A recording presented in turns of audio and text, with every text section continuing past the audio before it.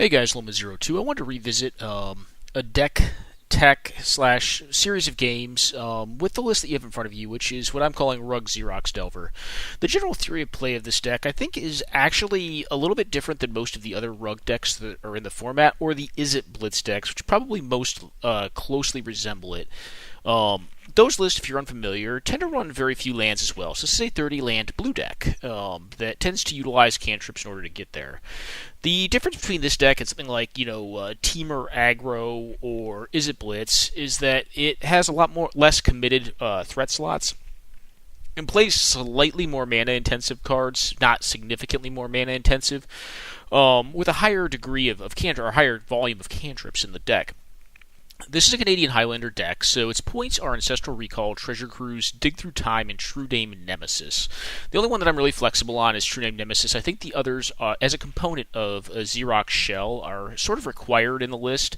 I could possibly see going Merchant Scroll over True Name Nemesis, or possibly even Spellseeker, but it's very mana-intensive for solely a 1-1.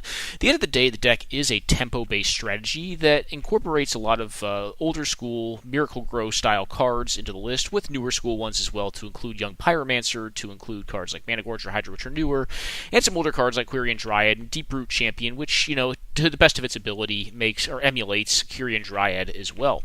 We have other cards that are just very efficient and kind of accomplish similar tasks, like Tarmogoyf, which you'll see a significant difference between like the Izzet Blitz and the Temur Aggro decks is that it doesn't have as many one-drop threats. So I don't have like Curd Ape in here, I don't have Goblin Guide in here, I don't even have Gitu Lava Runner, which is a card I've definitely considered for the list. Instead, I accrue a little bit of value through cards like Grim Lavamancer, and then play some of the ones that I consider to be like sort of the best in the style of deck, which includes Soulscar Mage, Monastery Swiftspear, Nimble Mongoose, Deathrite Shaman, Hooting Mandrel's kind of a one-drop in the list. Terramander, which is a one-drop, can be flying men throughout the course of the game, or can get very big and become a 5/5 flyer, as well as Delver of Secrets. So in general, this deck's going to be about a turn slower, which sounds like it's to the deck's detriment than most of the other Temur list or Izzet Blitz style decks that are in the format. They're going to fish. This deck's going to fish a turn slower, but what you gain at the cost of fishing a turn slower than those lists is that you have a greater volume of disruption. You have a greater volume of disruption, lighter threat suite, but you have more card draw, which allows you to just see more cards. You're still running a mana base that actually is probably even a land lighter than most of those builds are. Most of those builds run 30 to 31 lands. A lot of them don't even have room for Wasteland, so this is technically a 29 land deck due to the fact that it's running Wasteland. I don't have Wasteland templated against my mana requirements. The reason I'm able to, I think, actually run less lands in those decks is, one, because some of them run Moxen, and two, because you have cantrips to smooth your draw out. Where a deck like this is going to assume the greatest risk is turns like 1 to 3, where it's basically establishing its mana base and being capable of casting its disruption and threats in the sequencing that the pilot desires. So going back to kind of the first question I posed is, why would you want a deck that's a turn slower than other decks that are similar in nature, i.e. Izzet Blitz and like Temur Aggro? Well, I think the answer to that is because over time this deck is going to accrue more value in the long game, which means that if you don't have the draw that wins by turn 3 or 4, which you're not really going to generally get in this list because it doesn't really have the density of threats those other lists do. You're going to have a much more viable long game, though, because you have a lot greater density of card draw. Now, what you sacrifice in, more of a Rug or a Delver style or Canadian Threshold style deck is that, in general, your cards are going to be a little less powerful than other decks, other cards that decks have. Why would you want to run less powerful cards? Well, in general, because they're more efficient. You generally have to balance efficiency and power of the cards to play them in a list like this because you're running a lighter mana base. That said, your Ancestral Recalls, Treasure Cruises, and Dig Through Times are generally going to be of greater value because you just have more spells in your list, because you're only running 30 lands, over something which I think would be a good comparison, which is Jeskai, which is also a deck that incorporates a lot of elements of Xerox, but in general runs more powerful spells at the cost of less spells. So mass draw is going to tend to be better, I think, over time in a deck like this, because you're just going to get more spells. Now, each of your spells may be a little less powerful, but you can cast more of them in a turn, is kind of the idea behind the build. So you're giving a trade-off of about 1 turn on the clock, so maybe, like a turn, 4 to 6 deck, probably 5 to 6 deck, maybe even 7. In fishing attempts, you can probably go 5 pretty regularly with this list, as long as you keep a decent hand.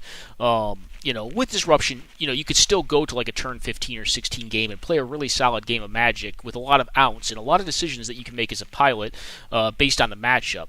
So I think that our build decision gives us, greater mutability of effect desired over time. Due to the fact that we're running less lands, it's going to give us a great game plan in the long game against control because we'll just draw better than they will. Like, they'll draw more lands, we'll draw less of them. We're also playing 9 fetch lands, which, I know a lot of folks don't give a lot of credence to thinning, but I think when you're running a mana base this lean, it actually does have a pretty significant effect. When you're running less lands than, like, a white weenie / death and taxes list, or even, like, red deck wins, I tend to run more mana sources than this in red deck wins. And I think you tend to have to because you don't have the card draw or the card selection, so you really do need to have more lands so that you can keep viable openers. I think that gives you a very viable long game, though, against something like Control, because you're just generally not going to flood out. You'll draw something, and even if it's like a little bit less powerful than like what the Control decks can draw, you'll be able to cast it, and you'll generally be able to cast it plus something else, the turn that you draw it. So I've been working on this list for a while. I do think it's fairly distinguishable from most of the other lists that I've been able to find on the Canadian Highlander deck database. And I put it out there to some of the masses in Discord to kind of, get an idea of what they think of it. I don't know if I've gotten some good feedback, but not a lot of stuff I just haven't thought of, kind of on my own yet. Not to sound conceited, but I haven't seen anyone like just really wow me with a card that I just hadn't considered in the list. But I really do want to get the idea to work, and to some extent that may sound like I'm trying to get possibly a better deck like Izzet Blitz to do more than it's intended to do, and I kind of am. I kind of want to have my cake and eat it too. So I'm trying to build this list to not only have like the good early to mid game aggro control game plan, but to also have a much more viable long game plan where I can make up for lack of card power through efficiency and through just having more of them, right? Through mass draw effect having greater impact. That's kind of the whole theory behind Delver or Canadian Threshold and like Legacy, or even in Vintage. You're just going to not need as much mana to actually win the game, so you can play more cards, This deck is running, some of the most efficient cards you can possibly play in Eternal formats. It's got, Mental Misstep, it's got Daze, it even has Misdirection, which is not one you often see, but it's free, and oftentimes, you're not opposed to throwing away cards in order to gain some tempo. Force of Will, Gush. Gush, actually, in this deck, may be better than Ancestral Recall. I think oftentimes when it resolves for me, it often feels like it's better than Ancestral Recall.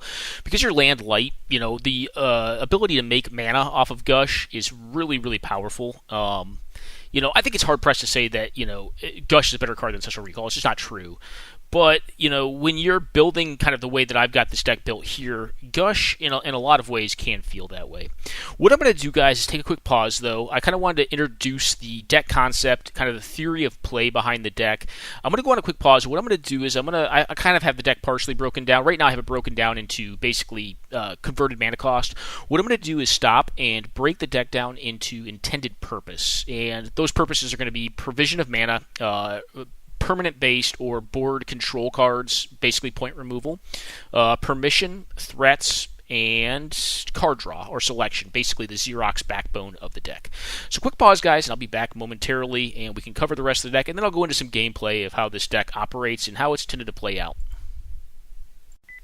Alright guys, we're back. So, over the last 24 hours, I've kind of picked this deck back up from where I left it last on the YouTube channel. And I'm going to go over the mana base first. So, one significant change, well, one change only to the mana base, but I think it is fairly significant. I ended up cutting, I believe it is Rootbound Crag, which is a red-green, comes into play untapped land if you have a forest or mountain. And I added Watery Grave to the deck, which gives the deck a little bit more range on what it can fetch with its fetch lands. Also synergizes decently well with Dismember, and also where are you at, buddy? Deathrite Shaman. But the biggest argument is it's just another island that I can fetch. It gives me more range of fetchable islands off of my fetch lands, which is pretty powerful and important because the deck really does want blue mana to operate in the early portions of the game so that it can get into its follow-on colors. The second most important color is red, and then green, kind of followed up by green. There's only one one drop that really needs green mana, Nimble Mongoose, and you really don't have to play Nimble Mongoose on one. And then green is the lightest splash in general. We really only splash green for threats. The only non-threat card, and actually, where are you at, buddy? Because I think I lost you somewhere in the mix. Nope, you're over here. The only non-threat card in green is Sylvan Library, which is just another function of a Xerox card. So that was the only change to mana base. Again, it's a 30-land deck, but I tend not to treat Wasteland as a land in the deck. I tend to treat it kind of as a spell, just a point removal spell that kind of helps buy you some time, and or just take away their time so they die to your threats that you have on board. But it can also just, win certain games. Sometimes you just get lucky with it and win a game, but oftentimes you're just using it for buying a turn. It's kind of just like a time walk in a way. That said, we are running a fairly inordinate amount of black sources for our, realistically only one black card. I mean, Dismember is kind of a black card. It is a black card, but, it's a black spell, but it doesn't require mana. It's nice to be able to pay not life for it if you don't want to. And then you have Deathrite Shaman, which being able to activate it to do damage or to to provide life loss to your opponent, is actually pretty important. I find that's probably the most relevant ability on it. However, it's not irrelevant that it can also make mana, which is very powerful, and that it can also get rid of creatures if you're playing against like Reanimator or something like that. Now, one card you'll note that I'm not playing is Scavenging Ooze. Oftentimes I don't find that green is the most heavy color. I don't tend to want to fetch for it that early in the game, and I believe Scavenging Ooze is a pretty mana-hungry beast. So against decks like Reanimator or Speed Combo, you're really just hoping to try to counter their spells, get an early threat down, and just back it up with some counter magic to stop their most powerful stuff. And you do have a significant amount of counter magic in the deck. But otherwise, guys, I'm not going to go over the mana base too heavily. It is running a larger amount of black sources than it requires, but that's the reason why. It's twofold. One is to be able to use Deathrite Shaman and possibly rebait Dismember, but the most important reason is I just want to have further range of what I'm able to find with my fetch lands, specifically to find blue mana in the early game. So, a card like, Bloodstained Mire is not just moot, or if I already have like an Underground Sea in play, Bloodstained Mire doesn't have to fetch specifically a volcanic island. It could fetch just a watery grave, or if I have Volk already in play, it just gives me further options with my fetch lands, I think. And I just, I kind of got burned by not having enough blue sources in the deck. It was a really tight mana base. Or it is a really tight mana base still. So I wanted to have additional blue. I guess I will remark on a couple things. I am playing City of Brass and Mana Confluence. Typically speaking, 3-color decks do not require these lands. The reason I'm running them is just for opening hand consistency, to always have availability of blue. I think, it's more important to be able to cast your spells than to have a high life total. That's probably a controversial opinion. But oftentimes I feel like, I'll win more games where I can cast my spells than when I have a high life total.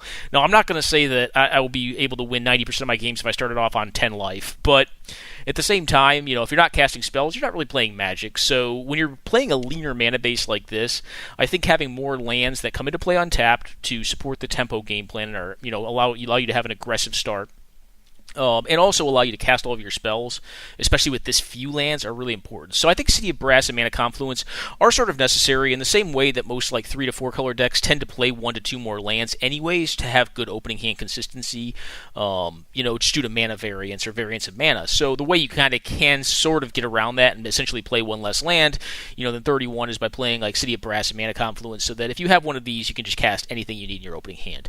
That said, we only have, we have one green 1-drop. I'm not going to really count Deathrite Shaman, although it is kind of a green 1-drop as well, that we ever really want to cast on turn 1. Other than that, it's just blue and red spells. You have early red removal, a couple early red threats, but mostly blue, because you want to kind of set up your turn 2 to 3 with a cantrip in the opening hand. So ideal openers tend to consist of 1 to 2 threats, 1 cantrip, and a removal or permission spell. Generally, your cantrips are either finding more cantrips or they're finding the mana to support your opening hand. And that's kind of how the decks tend to play out. Get an early threat down, protect it, grow it ideally, and then eventually beat them with it through just efficient disruption and card draw.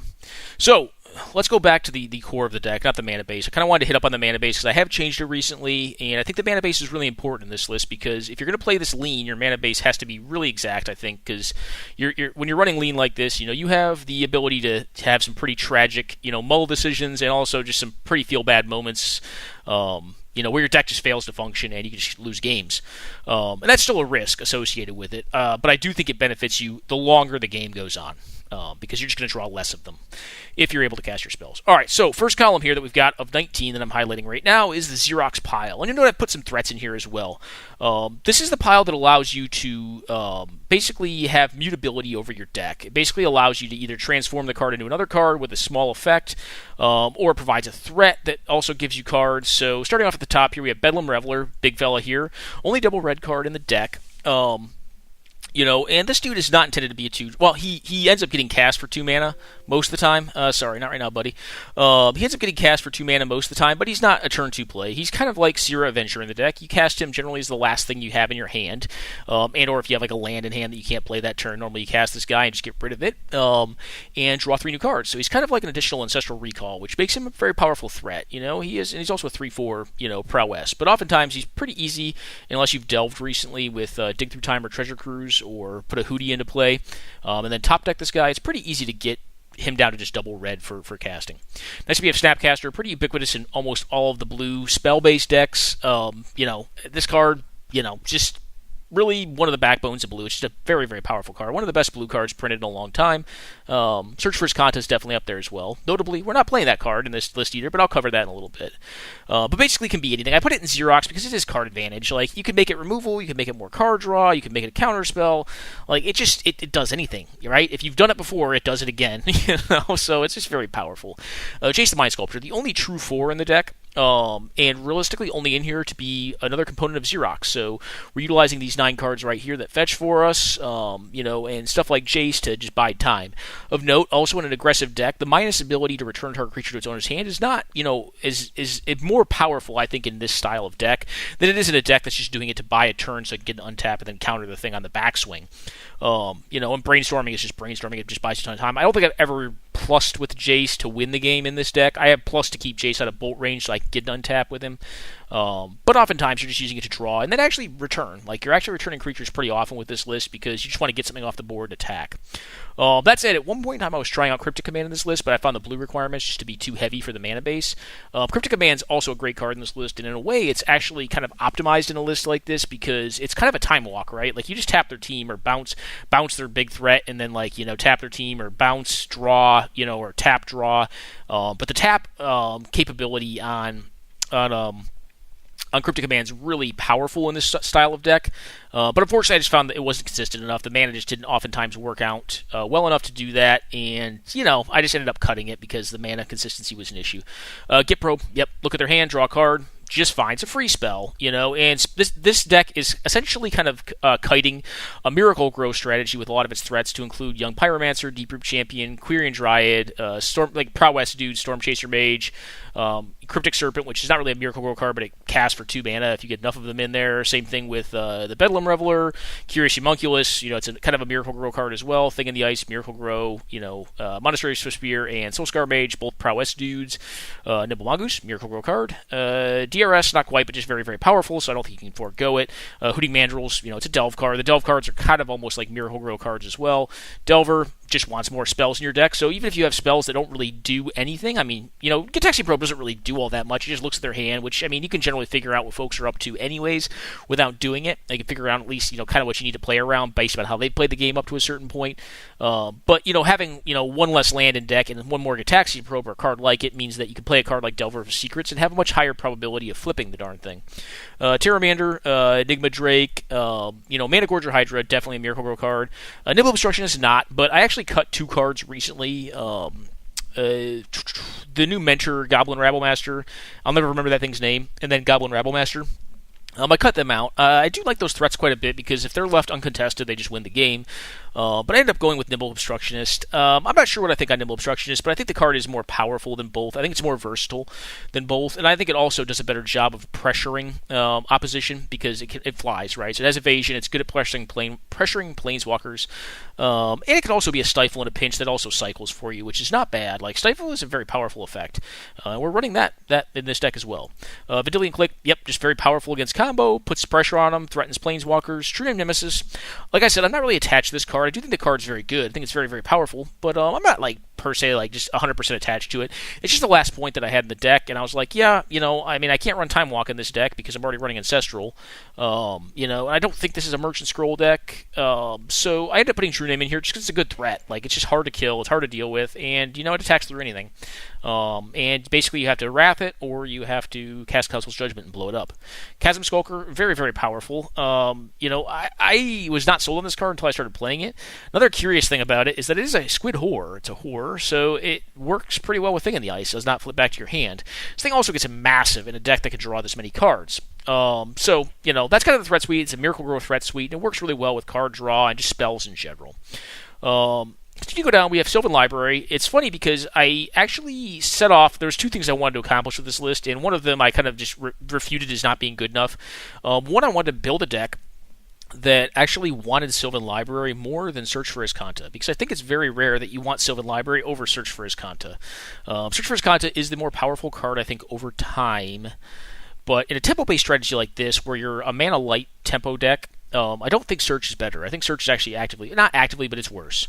Because you don't get the value immediately, or not immediately, but near immediately. With Sylvan Library in this deck, when you get the turn pass back to you and Sylvan Library triggers, you're ripping 2 off the top. Almost every time, unless you're playing against straight up red deck wins. But you're generally going to want to rip 2 off the top and just get advantage right away to bury them in cards.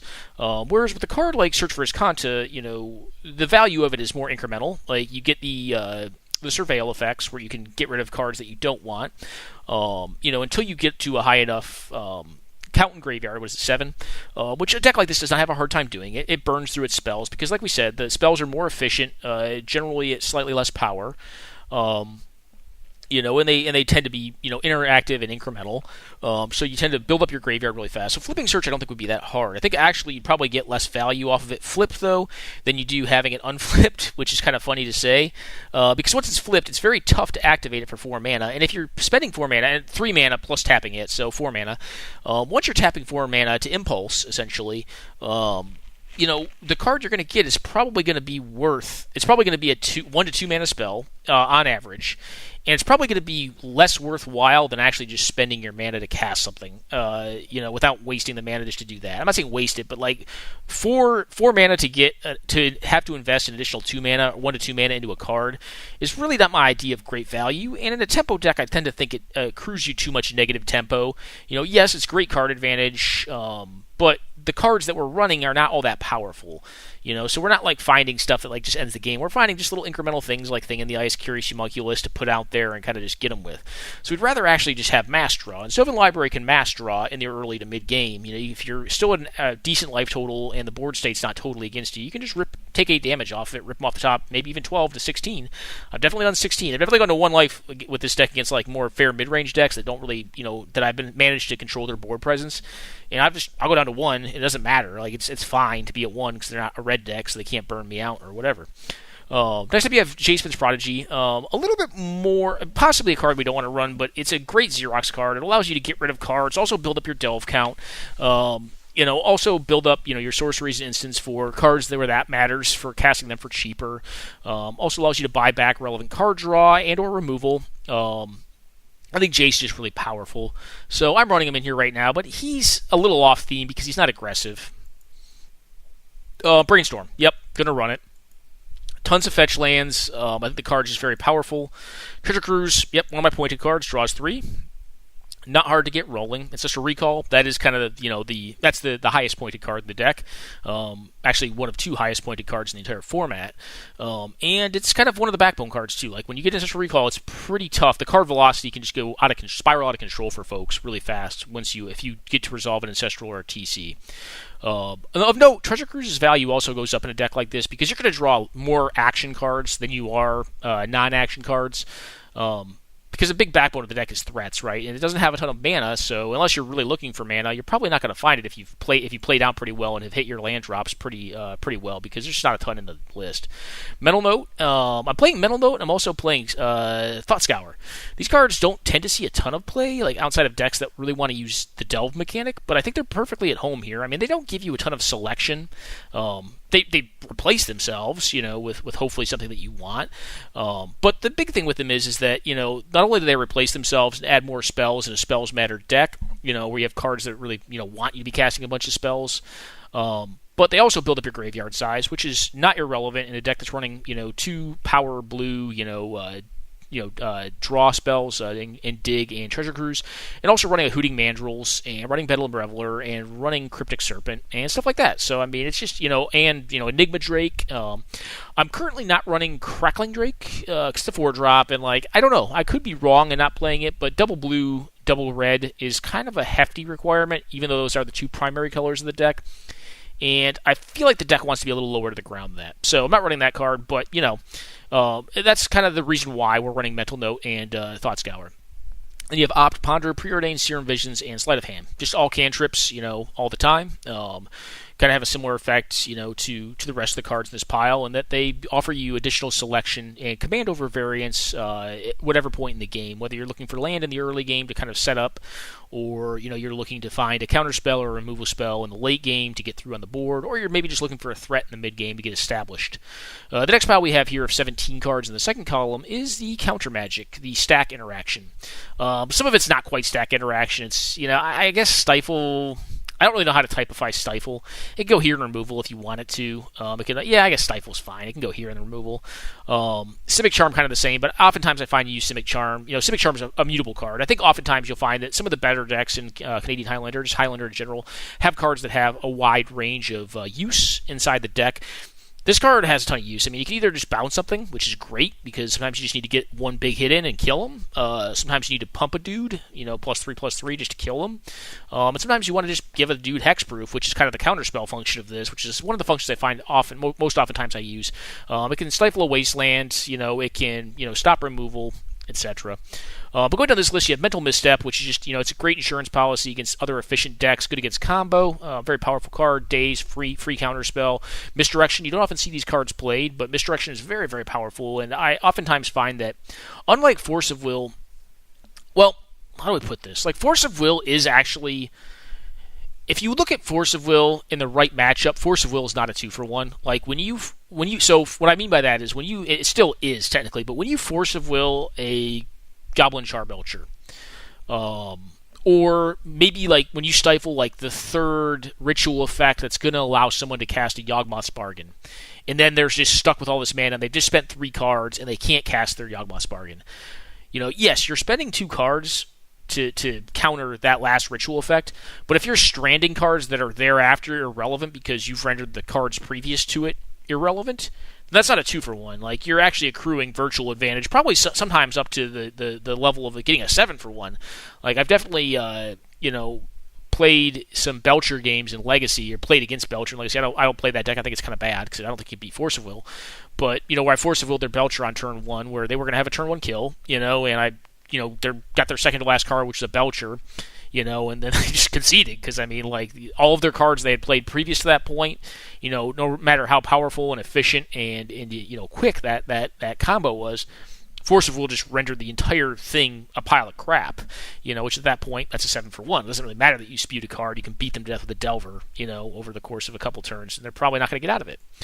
Same thing with Misdirection. Misdirection, yes, you're pitching a card to do it. You're not losing the life, which can be relevant in some matchups, but Misdirection I tend to find actually is more often than not less a 2-for-1 than Force of Will is, because oftentimes you're using it to change the direction of a removal spell, a draw spell, a discard spell, all things that in general are going to either maintain or accrue you advantage off of Misdirection. But Misdirection is a very it's a very deck-specific card. This deck is, like I said, running less threats than Izzet Blitz, so it really wants to protect them. That's why you have stuff like Civic Charm. That's why I have stuff like Misdirection in here. I have even misdirected, I think I played 40 to 50 games of this list through its varied builds, and I've definitely misdirected an Ancestral Recall, and it feels just as great as it always has. But Misdirection is kind of a spicy one. You don't see it all that often, but I do think it is very, very powerful. If my blue card count was higher, I may even try to run, Commandeer. That card is exceedingly powerful too, but that one's a little more specific. I think it's a little too spicy. I think it's a little too stylistic. But Misdirection I do think is on a level. Another card I've considered in this list is something like Divert. Divert, if you're not familiar with the card, Divert says change target of spell or ability unless opponent pays 2 mana. And that can be very powerful as well. Like, you can just redirect a Grim Lavamancer activation, redirect a discard, like a Hymn to Turek. Very, very powerful. I have to reread it. I don't know if it's spell or if it's spell and ability. If it's spell and ability, it's infinitely more powerful. Maybe I should give it another shot. It's just a very specific card, kind of like Stifle is a little specific. Kind of like Misdirection is more specific, or like Flusterstorm. But I think in the right deck, you can definitely do that. Is kind of a tech play. You have Force Spike, Spell Pierce, Spell Snare. A lot of folks are not high on Spike. I love Spike. I love being able to interact along a curve. I also like the fact that it's 1 mana. Another card we could consider, but I don't think this deck always does the best job of actually enabling, is Stubborn Denial. If I had more big style teamer dudes, I'd probably run it. But and I do have enough dudes that it could work, or I do have some dudes that it could work with. But I think in general, it's not always going to be live, so it's just going to be like a worse version of Force Spike, because it's only non-creature spells, right? Force Spike can hit anything, So I kind of eschewed that, but I'm open to trying it at some point in time if I change the threat density up a little bit, change the threat package up a little bit. Let's say, not density. I think density is about where I want it to be. Evasive action, it can be up to a mana leak +1, so it can be up to pay 4 mana for it because of the black splash in the deck. Remand, Miscalc, Memory Lapse, mana leak. I think these 2 mana counter spells are just very, very powerful. Counterspell, yep. Deprive. So Deprive you don't often 10 times see. Like Deprive and Delay. Delay is another one that I've considered for this list, and if I found I needed more counter magic, I may try out Delay. But Deprive in a deck like this, like I said, I'm generally not going to be making land drops after a certain point, so having to put a land back in my hand is not really a huge deal. My spells are so efficient that I'm not really going to feel the pain of losing a land on the board, and oftentimes I'm just going to be getting to make a land drop on the follow-on turns. Civic Charm, kind of already talked that. Izzet Charm, and again, a Swiss Army knife, can remove things, can counter things, can even, rummage if you want to, and sometimes you do. Sometimes you want to rummage with this list just to, actually gain efficiency on some of your cards like Bedlam Reveler, or you just plan on getting rid of your hand anyways with a Bedlam Reveler, and you just end up doing that.